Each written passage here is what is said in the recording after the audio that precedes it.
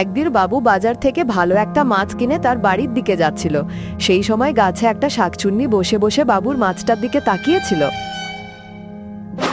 এই, আমাকে মাছটা দিয়ে যা, আমার অনেক ক্ষুধা লেগেছে। কে তুমি? আর আমার এই মাছ আমি তোমাকে কেন দিব? আমি তোর এই মাছটা দেখে লোভ সামলাইতে পারলাম না, আর আমি অনেক দিন হই মাছ খাই না, তাই মাছটা দিয়ে যা, আমি খাবো। না দেখ, এই মাছটা আমার মেয়ে মাবিয়ার জন্য কিনেছি, এই মাছ কাউকে দিব না। তুই কি মাছ আমাকে দিবি নাকি তোর ঘাড়টা মটকে দেবো আমি? বাবু এই কথা শুনে তাড়াতাড়ি বাড়ি চলে যায়, আর শাকচুন্নিও তার পিছে পিছে বাড়িতে গিয়ে তার ঘরের এক গাছের ডালে বসে থাকে। বাবু এইসব বউকে সব খুলে বলে। আরে এইসব তুমি কি বলছো? তুমি ভয় পাওনি তো? এইসব বলতে কিচ্ছু হয় না, এমনি তুমি শুধু আবল তাবল বকেই যাচ্ছ। না না, এই সব মিথ্যা হতে পারে না, ওই গাছে কিছু একটা আছে, আমি নিজের চোখে দেখেছি। এইসব বাদ দাও, তুমি বাজার থেকে আসলে একটু বিশ্রাম নাও, আমি মাছটা ভালো করে রান্না করি। এই কথা শুনে বাবু বিছানায় বসে পড়ে। এইদিকে বউটা মাছ নিয়ে রান্নাঘরে যায় আর গাছ থেকে শাকচুন্নি দেখে বলে, পাগল বউ কোথাকার, এইসব কথা বিশ্বাস করে না। আমি শাকচুন্নি মাছ খেয়ে তবেই ছাড়বো।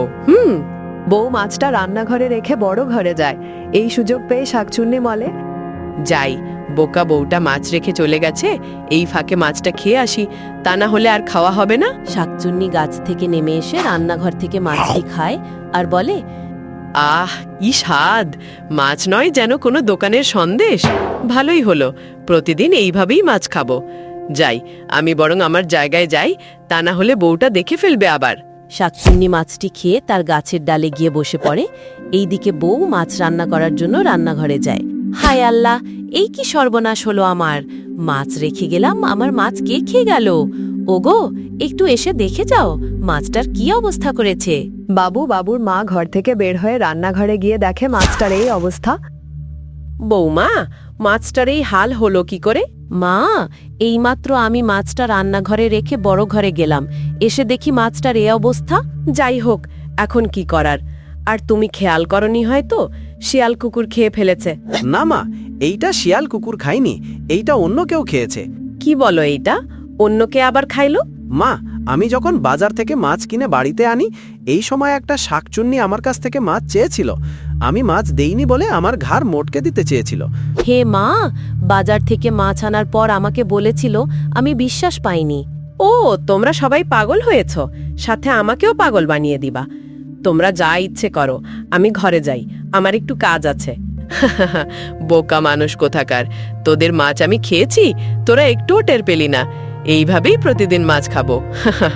মাবিয়া বাইরে থেকে খেলাধুলা করে এসে তার মাকে বলে, মামা, আমার অনেক ক্ষুধা লেগেছে মা, আমাকে কিছু খেতে দাও না, আমি ভাত খাবো মা। দেখ মা, আজকে তোর বাবা বাজার থেকে ভালো একটা মাছ এনেছে, আমি রান্না করার জন্য রান্নাঘরে মাছটা রেখেছি, কে জানি খেয়ে রেখেছে। এইসব কি বলছো মা? এখন আমি কি খাবো? মা, তুমি ঘরে আছো, যা আছে ওইগুলাই খাও আজকে। হ্যাঁ ঠিক আছে মা, চল। পরের দিন শাকচুন্নি গাছটার ডালে ঘুমাতে ঘুমাতে হঠাৎ করে ঘুম ভাঙে। তারপর বলে, ধুর, আমার আর ভালো লাগে না, ক্ষুধাটাও অনেক লেগেছে, ওই লোকটা কি আর আসবে না? এখন আমি বরং ওই লোকটার বাড়ি থেকে ঘুরে আসি, বসে থাকতে থাকতে প্রায় শেষ। কি গো, বাজারে যাবা না আজকে? ঘরে তো খাবার কিছু নাই। হ্যাঁ, যাচ্ছি, কি কি আনবো বলে দাও। বাবা, আমি মাছ দিয়ে ভাত খাবো, আমার জন্য ভালো দেখে একটা বড় মাছ আনবে। হ্যাঁ মা, তোমার জন্য অনেক বড় মাছ আনবো, আমরা সবাই মিলে খাবো।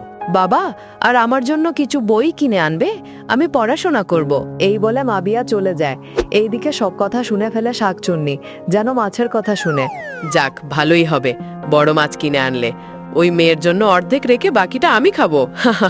এইদিকে বাবু বাজারে ব্যাগ হাতে নিয়ে বাজার দিকে চলে যায়। বাবু মনে মনে ভাবে, কালকের মতো তো ওই শাকচুন্নিটা আমার মাছ চেয়ে বসবে না। শাকচুন্নি বাবুর বাড়ি থেকে উড়ে উড়ে তার আগের জায়গায় গিয়ে বসে থাকে। বাবু প্রতিদিনের মতো বাজার থেকে ভালো দেখে একটা বড় মাছ কিনে ওই রাস্তা দিয়ে যায়। এই দাঁড়া, মাছ নিয়ে কই যাস? কালকে তো মাছ নিয়ে পালিয়ে গেলি, তাও তো কোনো লাভ হয়নি। তোর বাড়িতে গিয়ে মাছটা আমি খেয়ে ফেলেছি রে। আমি বুঝেছি, তুই মাছটা খেয়েছিস। আজকে কি চাস আমার কাছ থেকে? আমাকে আজকে ওই মাছটা দিয়ে যা, তা না হলে আমি আমার ব্যবস্থা করে নেব।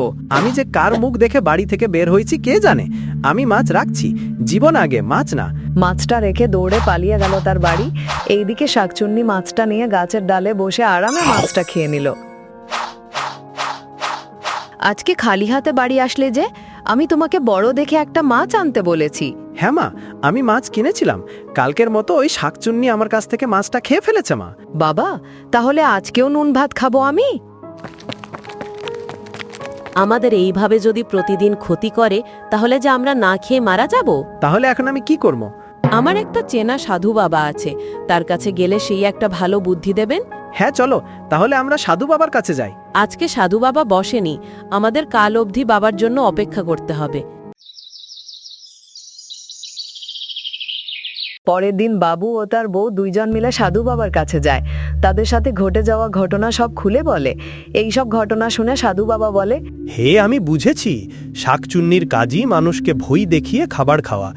এর আগেও একজন এই সমস্যায় এসেছিল, তার কাছ থেকে প্রতিদিন মাছ চেয়ে খেত, কোনো ক্ষতি করত না। বাবা, কিছু একটা কারণ? আমার এমনি অভাবের সংকার, দিন আনি দিন খাই। হে, তোরা যখন আমার কাছে এসেছিস, কিছু একটা তো করতেই হই। একটা জাদুর মাছ দিচ্ছি, এই মাছটা শাকচুন্নিকে খাইয়ে দিবি, তাই দেখবি শাকচুন্নি উচিত শিক্ষা পাবে। সাধু বাবা তার মন্ত্র পড়ে একটা জাদুর মাছ একটা মাছ বাবুর হাতে দেয়। সাধু বাবা বলে, এই মাছটা যদি ওই শাকচুন্নিকে খাওয়াইতে পারোস, তাহলে শাকচুন্নি ওখানেই শেষ হয়ে যাবে। হ্যাঁ বাবা, আমি তাই করব। মাছটি নিয়ে আস্তে আস্তে তার বাড়ির দিকে যায়। বাবু বাড়িতে এসে তার বউকে বলে, শোনো, তুমি ভালো একটা ব্যাগে করে মাছটি তুলে দাও, আমি শাকচুন্নির কাছে যাব। হে দাঁড়াও, আমি মাছটা ভালো ব্যাগে করে দিচ্ছি। ব্যাগে করে মাছটি ভরে দেয়। বাবু মাছ নিয়ে বাড়িয়ে পড়ে। বাবু ওইখানে যাইতে না যাইতে শাকচুন্নি ওপর থেকে দেখে বলে, ওই যে বোকা মাছওয়ালা, আজকে ওর কাছ থেকে মাছ চেয়ে খাবো, হা হা হা। এই কই যাস আমাকে মাছ না দিয়ে? মাছ দে, তা না হলে দেবো কিন্তু ঘাটটা মোটকে। হ্যাঁ দিচ্ছি, তোর জন্যই বাজার থেকে ভালো একটা মাছ কিনে আনলাম, এই নে ভালো করে খা। শাকচুন্নি মাছ নিয়ে খাইতে না খাইতেই ওর গায়ে জ্বালা পোড়া শুরু হয়ে যায়। তারপর শাকচুন্নি বলে, এইটা আমাকে তুই কি খাওয়ালি? আমি মরে গেলাম, আহ পড়ে গেলাম রে। হ্যাঁ হ্যাঁ, ঠিক হয়েছে, আমার মেয়ের জন্য মাছ কিনে আনি, ওইটা তুই খাস, তার জন্য তোর আজকে এই অবস্থা। শাকচুন্নি মাছটি খেয়ে এইখানেই পড়ে শেষ হয়ে যায়। আর বাবু আস্তে আস্তে তার বাড়িতে চলে যায়।